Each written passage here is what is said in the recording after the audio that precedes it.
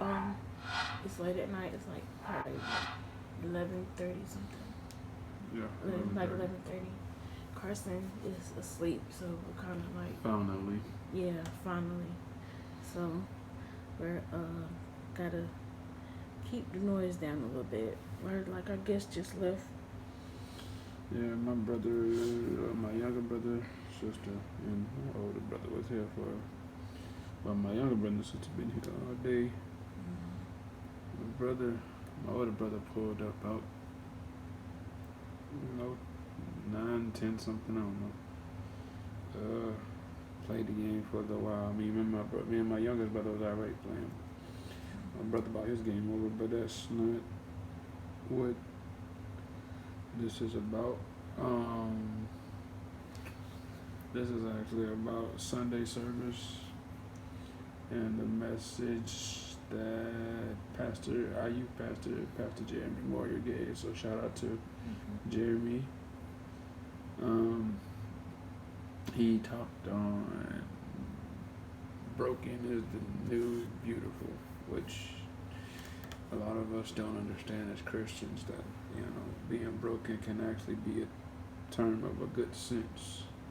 It could be a good use and a good value as far as speaking spiritual terms. But anyway,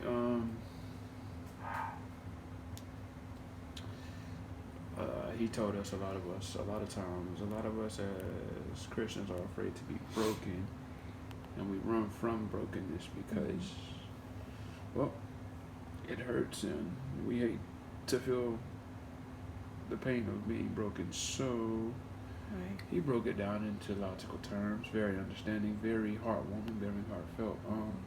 He allowed God to use him in a way that a child could understand it. I'll put it that way. Basically, being broken gives God the ability to use you in a very, very high manner.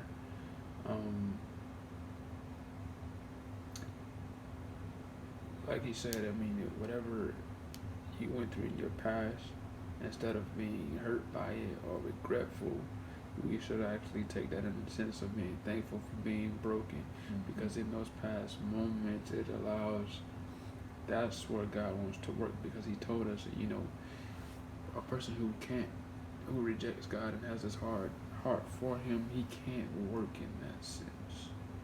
So you have to be broken in order for God to, use you in the way that you want to be used. He gave us, 3 types of people.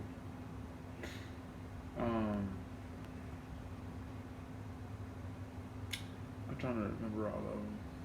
I don't got my notes with me right now. They're actually, I think, on the dresser right now. I think. Wait a minute, I have my notes. Wait, hold on. But he did. Oh, excuse my hand. He did give us 3 types here. Sorry, too close. He did give us 3 types of people. One was the I think one was useful for sure. I know that. Because you want to be broken in order for God to use you. But it's something before that he gave us before God can use you. As you're broken, he gave us something before that, a type of people, a type of ground, a type of paper. So he said 3 types of ground and 3 types of people. And like I said, one of them I know was useful. Like I said, let me see. There are 3 types of. Okay, yes, so the 3 types. Grounded people, ground/people, and it's got unbroken, unusual, and unstoppable. So you don't want to be. Here, let me see something here. Get a little from. All right, so yeah, so excuse the light. Because he told us, brokenness could either lead us to bitterness or to blessing. It depends on where you allow it to lead you when you're broken. Because, you could be broken and still be bitter. Right. There's a lot of stuff we talked about, y'all. It was just one of these messages that a lot of us really needed to hear it, because being broken and not understanding why, it's tough. But being broken and knowing that it could be used for a beautiful blessing is a different aspect. You could look at it in a different spectrum.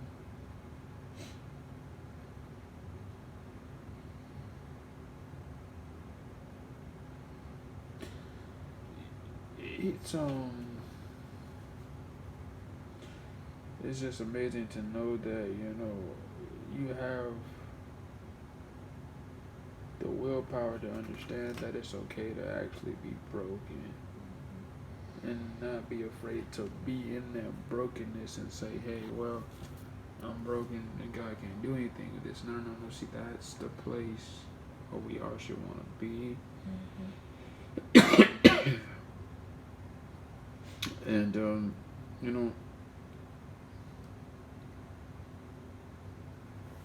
he told us, in our notes, he says, God wants to do something to me, to change something in me, so that He can do something through me. Right. So basically, what he said. Sorry, I pressed the wrong button. Sorry, y'all. Sorry, but you have to restart the Mm-mm. Just start from where you started. You stopped. I don't even know. Oh, well.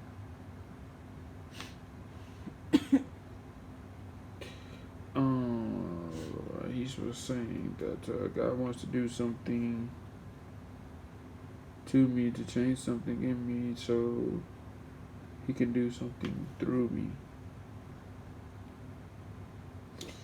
Which means, God can do a lot in you and through you, but He has to do something to you, which means you have to go through an actual life change. In order to go through that change, you have to allow God to do something to you, to change you, for Him to be in you, for Him to become a part of you, which is in you. And then once He's in you, He can do this is where the work of Him comes out through you. But you have to, like He said, you have to allow Him to do something to you in order for that to happen. There's a lot of stuff He told us. You can avoid a broken future by learning from a broken past, which means your past, everything you went through in your past that was broken, maybe broke you in a sense of a way. It's a learning spectrum to lead you into a better future, which you can avoid the things that broke you in the past.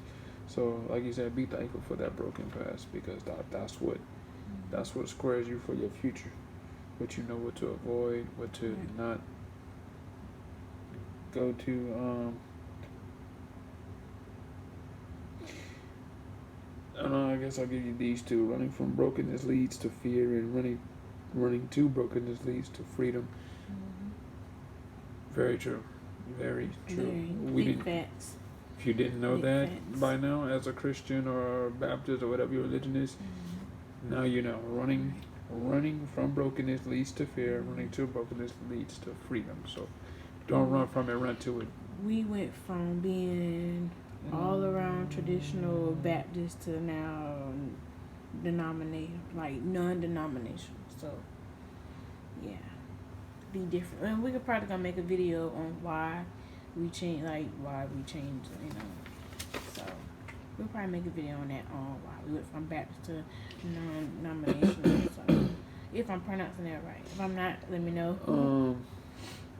Y'all want to check the scriptures out that goes with this. It's one of them I know he gave us is Matthew 13, verses 3 through 8. I'm not going to read that. I'm going to let y'all read that on your own. Another one he gave is 2 Corinthians 12:9. And I think it's one more. And you got Psalms 119, verses 71 to 72. I actually, you know what, this one isn't that long. It says, my suffering was good for me, for it taught me to pay attention to your decrees. Your instructions are more valuable to me than millions in gold and silver.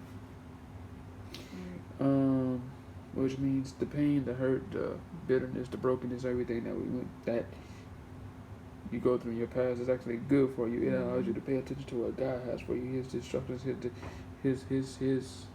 His plan for your life is basically what it's saying.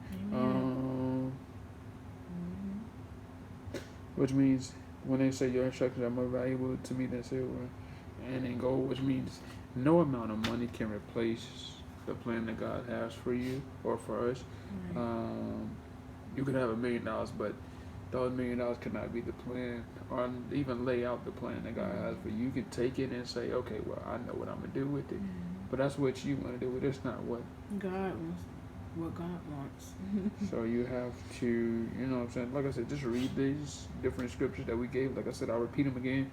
Psalms 119, verses 71 and 72. You got Matthew 13, 3 through 8. And you got 2 Corinthians 12 and 9. They don't, the way how different pastors do, they come from different types of scriptures, but all of them end up lining up with whatever their sermon topic is, which is very cool. I feel like that. So we're just taking this this sermon series, taking it one day at a time, one step at a time, one week at a time. We're in a series called Summer Playlist. This is where they choose a song from their summer playlist that you ride or listen to in the car in summertime, and you actually take the meaning of these words and the lyrics in this song, and even this, and put it into a sermon, and break it down into a sense of where you can understand. That's what this is. That's exactly what it is. This one sheet. Yeah. It's called a program, but these are just called a message map. Also sermon notes. That's how they do it. It's very simple. I love it. It's not too much to handle. But you have to understand that, you know, God works in numerous different ways. And so, I mean, wherever you are in life, like right now I'm dealing with some things broken, but instead of running from it, I'm actually running to it. It's at a bonding place for me for about actually the majority of my life. I just actually started coming to terms with it. We plan on making a video on that too, so y'all stay tuned for that also. But because there's many people that are going through the same thing you're going through. So. You guys check this. Check these scriptures out on this. Stay tuned. I know this is our first video in a while since the Independence Day thing. It's pretty short. We've been dealing with some things here and there. One of our things is I know our hot water heater over here is leaking, so we've been trying to have a maintenance in and out too. So, but we'll get some more up soon. Stay tuned. Thanks for watching. Thanks for the support. We ain't gonna hold it because it is late. Just wanted to put that out there. It's almost 12 o'clock in the morning. But please remember that broken is the new beautiful. Tell your friends if they don't understand it. Broken is the new beautiful. It's okay to be broken. Basically, never be afraid to be broken. Don't run from brokenness. Run to it. Remember, running from brokenness leads to fear. Running to it leads to freedom. That's all you have to remember. It'll be very simple once you get it up here. You'll understand it. But you guys have a great night. Thanks for watching. Don't forget to like, comment, subscribe, and also share. Oh, you don't have the notification bells on, please hit the notification on that too. You'll know when we uploading. Yes. That's about it on my end. Thanks. Thank you all for watching. You all have a wonderful evening. We love you guys. God bless you. Peace.